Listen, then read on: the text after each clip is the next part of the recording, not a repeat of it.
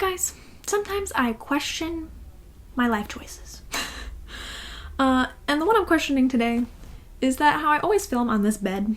I don't know if you guys realize that, but I film on my bed because it has the nicest background and it's just the easiest location for me to film when I only have one room to have my stuff and have a space. But then I sit here for an hour or so, sometimes a little longer, depending on how many times I have to restart my opening. Because once I get going, I'm fine, but sometimes it's really hard to get going. And I just sit here normally with my legs crossed like this and chat with you guys, and that's great and all until the end, and then I feel like I'm stuck and can't get up ever again. So, yeah, let's hope I can go ahead and move after all this is done. Let's go ahead and get into today's class. Welcome back, Fantasy Fiction Fanatics. It's great to see you again, and I hope you're doing well. Today's class is going to be a little bit different than our normal classes. In fact, this video is actually a commission from a subscriber.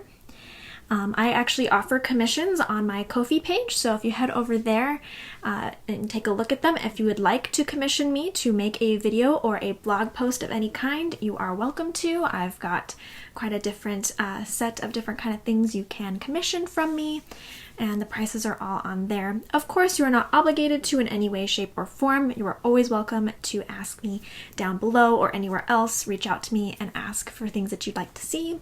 But if you would like to request something and have something done as well as supporting me and pitching in to support the channel, you are welcome to do so on there. And of course, my Ko-fi page also just lets you do donations as well if you would like to support the channel. So again, don't feel obligated, but I really appreciate all of the support that I have been given since I opened my Ko-fi page. And thank you to Paul, who told me it was alright to shout him out. Thank you to Paul for actually commissioning this video and supporting me, and I hope that I do a good job for you. So, Paul commissioned me to read Soul Music, which is part of the Terry Pratchett's Discworld series. I know many of you have mentioned that you have read this series or like this series, so I have never read it before, and Paul is actually a big contributor to the Discord, and I have mentioned on there that I had never read it.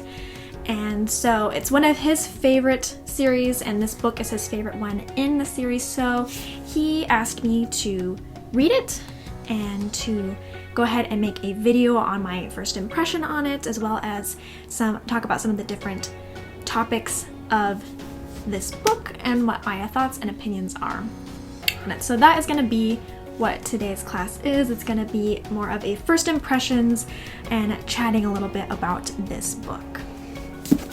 So first I want to go ahead and start with my expectations.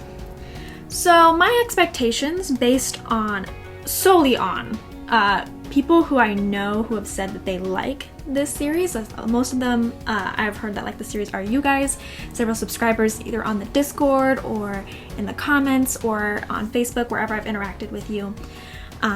I've heard a lot of people saying that they love this series and that they think it's a great series. So my expectation was that it's obviously good because there's so many people who enjoy him. I also know that he's a pretty big author in the UK, that he's a pretty big author over there. So I figured it must be pretty good. And my other expectation, and this was the biggest expectation that I had, was that it was gonna be like Dragonlance, this big epic adventure, this big going on to save the world kind of thing.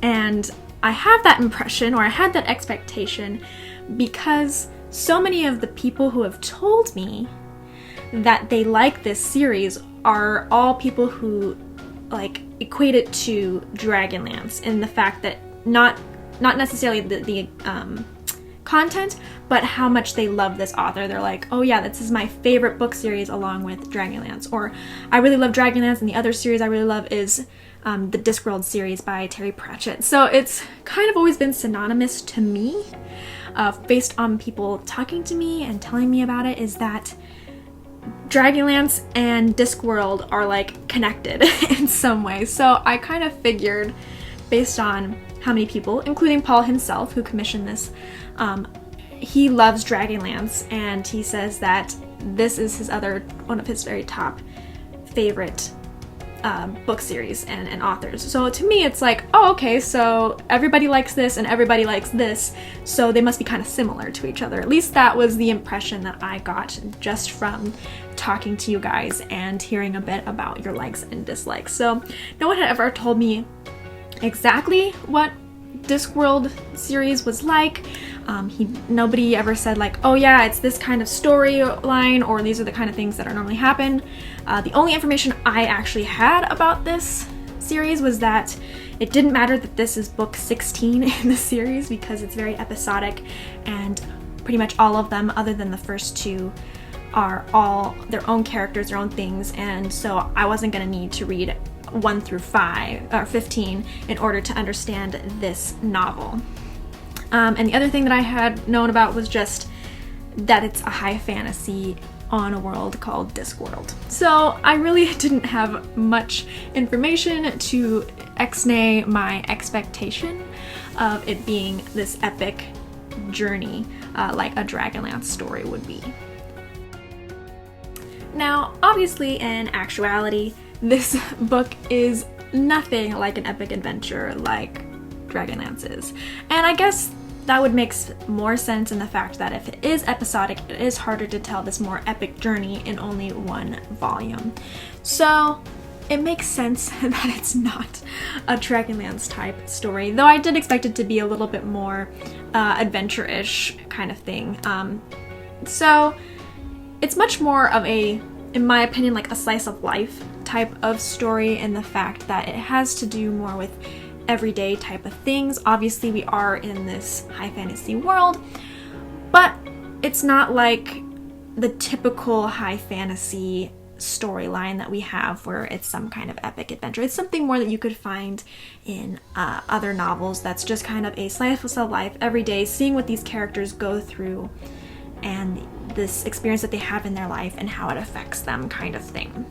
So at least that's how it comes off to me of that kind of story, and that's what I equate it to is kind of more of just an everyday, this is an adventure that happened in these characters' lives, and we are getting a chance to see this portion of their life and how they went from point A to point B.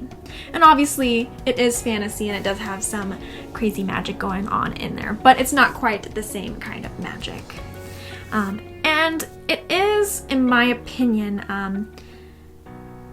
I know it's a high fantasy in the fact that it is in a different world, but it has a big feeling to me of a low fantasy type story, because it's obviously not in our world and there are different races. It's not just humans and that kind of stuff, and they are on this Discworld, but it feels very much like our world, and it feels very much like something that would happen in a low fantasy story, something that could definitely happen presented in our today's society.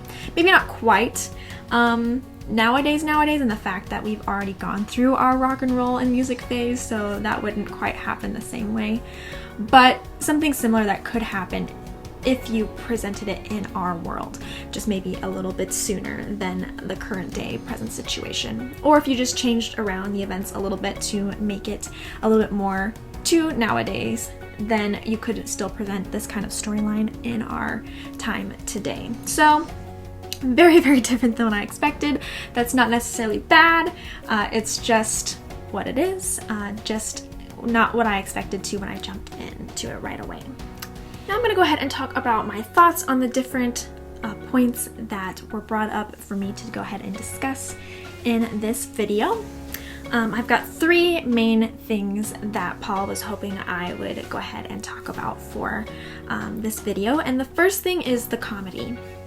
Now, I've heard from a lot of different people before I even started this that Terry Pratchett has a lot of comedy and a lot of humor in his books, and that was something specifically that Paul was hoping I would shed some light on my thoughts on and how I felt about the comedy. So the comedy is definitely there. I felt it especially in the beginning as I was going through and reading it kind of tapered out and I just saw it here and there. But definitely, especially at the beginning, at least for this particular book, there is a lot of comedy in it. The thing that I find is very interesting about the comedy that is placed in this book, and I'm assuming it's going to be similar to his other Discworld books, is that it's all based on wordplay. So you have to be very invested in reading this book in order to be able to see, to be able to find, to be able to get the comedy. Because wordplay is such an important piece to the comedy. It's not like we have a lot of characters who are like, oh yeah, I'm gonna be the funny character that makes you laugh. Versus it meaning that either through their actions or through whatever they're doing, it's gonna be a comedic character, whether it's on purpose or not. Now, on purpose or not, what I mean by that is whether the character is purposely trying to be funny or if it's just that whatever he's doing is funny to the audience. There we go. I didn't feel like I clarified that very well. So in this book, it's more just the narration is trying to make you laugh through the way it's being narrated. So it's clear that there is an external narrator narrating this piece, and it's the narrator that's trying to make you laugh by having this interesting wordplay that's like, oh, I'm just telling you this story, not funny like, but based on the words that I'm using, it then becomes funny. So I feel like if you're not really thinking about the story, if you're just kind of mindlessly reading it or just going through for the events, you might miss a lot of the comedy or you might not get a lot of the comedy. But if you're actually paying attention and you're looking at the pages and being like, okay, this is what's being said, and you're actively using your brain to read, that you will easily catch a lot of the comedic moments, or at least what is supposed to be coming off as a comedic moment. Depends on your sense of humor on whether you find it funny or not. I found several of them to be funny. I found a lot of them to be funny, and I got a lot of them. I know sometimes I've also heard that Terry Pratchett also, because of its wordplay, it's not always picked up by the reader. And like I said, I do think that's because you don't always pay 100% attention when you're reading. You're kind of just not reading with your full attention for whatever reason, and that's could be sometimes just because you're either being lazy and just reading something for enjoyment purposes only and don't really want to focus on it, or just your brain is elsewhere and you're trying to read to try and get your mind off of whatever you're doing, whatever else it is, however you read. Sometimes we don't always put 100% effort of our attention on the thing that we're reading. We just kind of mentally are like, okay, yeah, I read it and I get what it's saying, so I'm moving forward, versus actually focusing. And it's really a focusing kind of mentality you have to have in order to get the humor.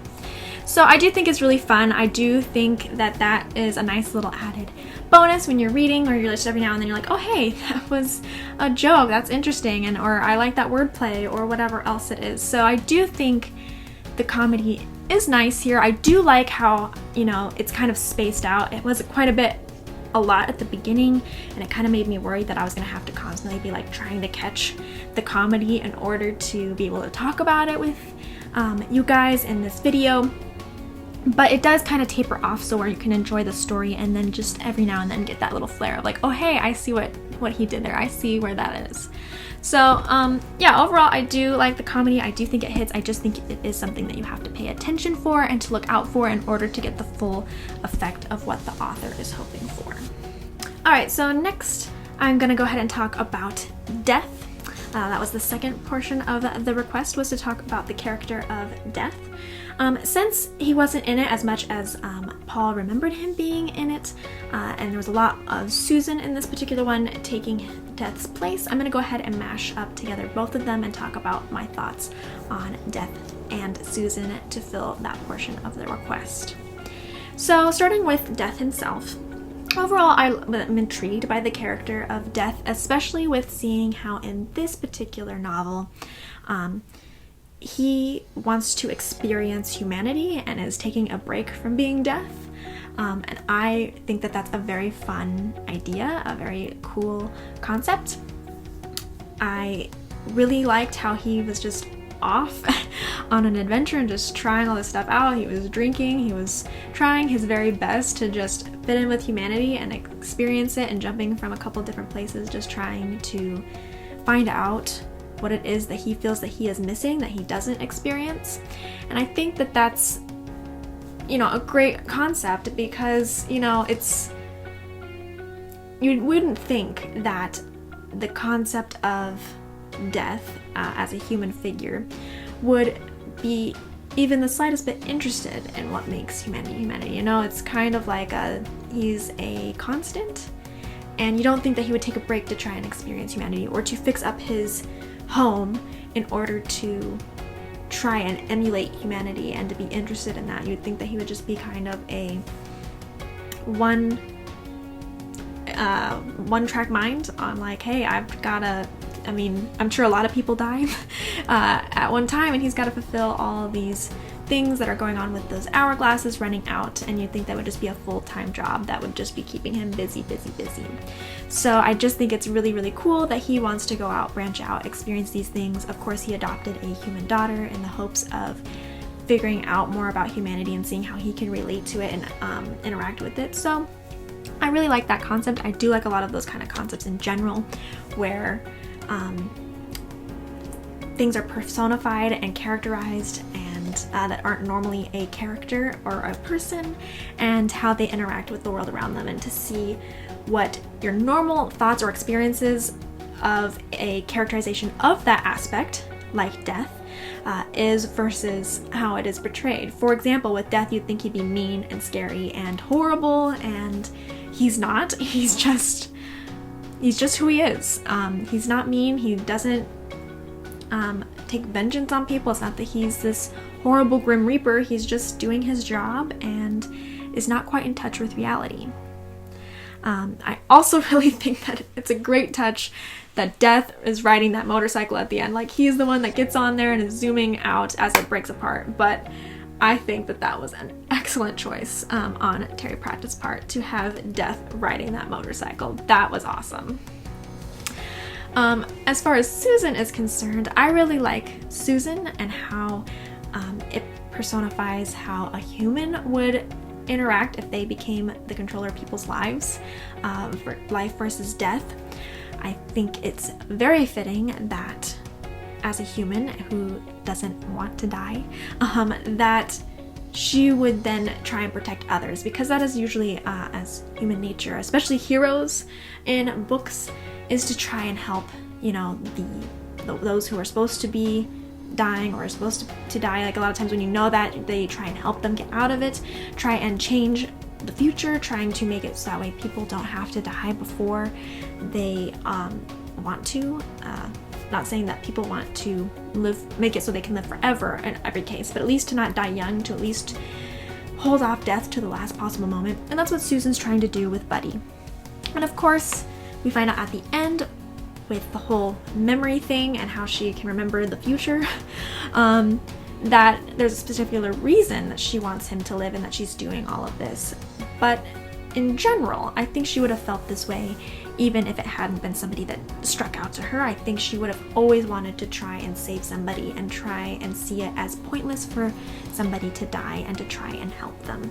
So it's definitely a very interesting look at how, you know, if somebody who was human got this job, how they would react. And I think that that's exactly how they would react, is they would not want to just watch people die, especially when they themselves have experienced mortality and know what it's like to be a human being, and to be scared of dying before their time as well sometimes. Obviously, Susan didn't have those particular worries, but I mean, she can relate and she can understand and have empathy for the people who she has to end their life. So she tried, she was there, she was amazing for a couple days, or she was like, okay, I'm gonna do this job the way it's supposed to be done. And then after that, she's like, you know what? If I have all this power, why should I limit myself to just doing the job? Why not try to be better and help make the world a better place? And so I commend her for caring about people's lives. But obviously that's not the way the world works, and death is a necessary part of a person's life. So she got downgraded when death came back, and that's kind of understandable and makes sense. Alright, so the last thing I was asked to talk about with you guys is the pop culture references. And this entire novel, in my opinion, is a pop culture reference. It's all just referencing when our world and when we discovered rock and roll and what happened when we were discovering rock and roll for the first time and how people reacted. And it's just a complete parody of, back in the day when Elvis was big and, when the Beatles were getting big and all that kind of stuff is where what was considered noise to the older crowd was what was in with the younger people, and it was a new sound, a new experience that was just lighting fires under everybody, that they wanted to listen to that. So there is innumerable pop culture references, and even the humor is based off of pop culture references and not knowing that you will know where that's coming from. And I think in many ways that that's really good, but I also think that it's why I had such a feeling of like, this seems like it could be our world, is because it just seemed like there was so much from our world being incorporated into the Discworld that it's like kind of hard to distinguish it being a high fantasy from a low fantasy. It definitely was very much a feeling that it was in our world because there was so many references. Alright, now let's go ahead and get on to the last thing, which is what is my overall opinion of this book, Soul Music. I actually did not buy this copy of it. I was actually given this as a gift, which worked out, and I really think that the cover is super cool, don't you? I was really intrigued even just when I got this book, and it worked out that I could use it then for the commission I was given. But yeah, I just think that the cover is like totally awesome. Like, sorry, it's really reflective on the guitar strings from my light, but yeah, I think that it's such a cool, awesome cover. It does definitely make it seem like something I would pick up from the bookstore and be like, man, I want to read this. But aside from that, I have a couple of things I'd like to say that I think reflect upon my opinion of it. One thing is, I'm starting from book 16. I have never read a Discworld series book ever. My very first impression of any of it is starting with book 16. And I feel like part of that, I don't know enough about the other books in order to know if starting anywhere else would have helped me or not. I'd be happy to hear what you guys have to say for those of you who have read this series. I don't think that it's bad that I started with book 16. I don't feel like I had a hard time or that it was unapproachable to read this book starting at this thing. It definitely does feel like it's one episode, so I can see how Paul would commission me to read a middle of the series book versus, the first book, that it is clear that I didn't have to read those other ones in order to get this story and to be able to enjoy this story. 100% agree with that. However, I don't feel like there is enough world building in this particular book. Maybe that's because you're expected to know everything from books 1 through 15. I don't know. But to me, this did not have enough world building for me to totally feel like I know Discworld. And that was something that kind of was a bummer for me. I felt like, as I've mentioned before, that it just seems like our world. It doesn't seem like a fantasy world. It does have those fantasy elements, those fantasy creatures and species and things like that, and it's not just, humans. We've got trolls and dwarves and all these other beings. We've got wizards and stuff like that, but it seems so much like our world, at least particularly in this novel. Again, you are welcome to let me know if that's different in other novels or not. It doesn't really feel like it's a different story. It feels more, like I said, like a low fantasy where we're in our world, and we have fantasy elements now in our world, instead of it feeling like a different new high fantasy world. And for me, I would have really liked to see a little bit more world building, a little bit more about this world and what makes it different from ours, as well as the fact that the certain comments and certain things, especially, I know that we're supposed to be jokes or not, I don't totally understand.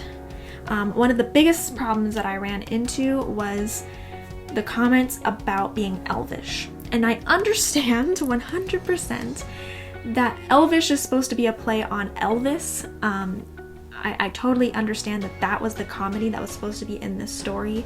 Every time they said Buddy looked elvish, it was supposed to be a play on words that could have been similar to being like, oh, you look Elvis-like.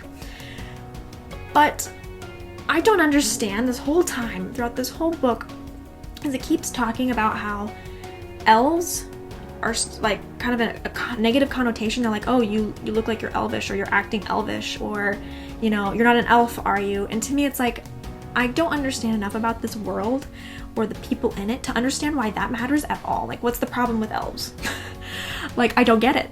I understand the play on words, and I understand where it came from, but I don't understand enough about this world to appreciate it. Because to me, though I got what the joke was supposed to be and I got what it was saying, to me I kept thinking like, well, what's wrong with elves? Like, what is the way that this world's elvish community is that makes everybody like not want them and not be around them, or like where Buddy would be shunned if you found out that he was an elf? Like, I honestly don't understand. And I kept focusing more on that than I did on thinking like, oh yeah, this nice joke, play on words. To me, it's like, well, why?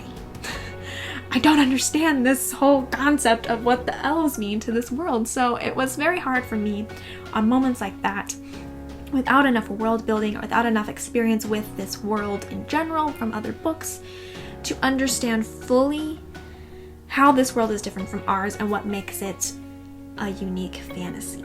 And to make it so that way the things that are being said make sense to me. So I do feel like if we have more world building and more understanding of what the Discworld is in previous books, then it might be better to start with a book that has more of a Discworld feeling to it, meaning a feeling that we're actually in the world of the Discworld, where we get explained to exactly what this world is.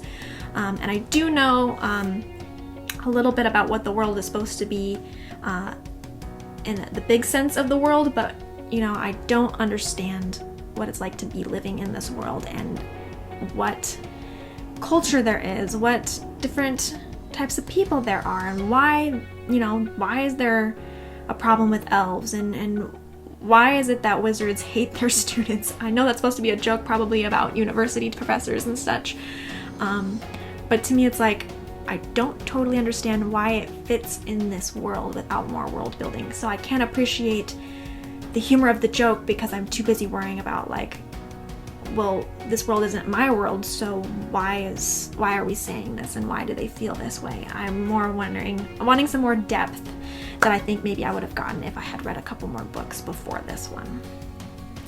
I don't know, you'll have to let me know how that is. But overall, in a general sense, did I like this book? Did I not like this book? Overall, I really liked this book. I think that it is a very solid book. It does make me want to read more of them. It do enjoy it enough to, you know, read more in the future.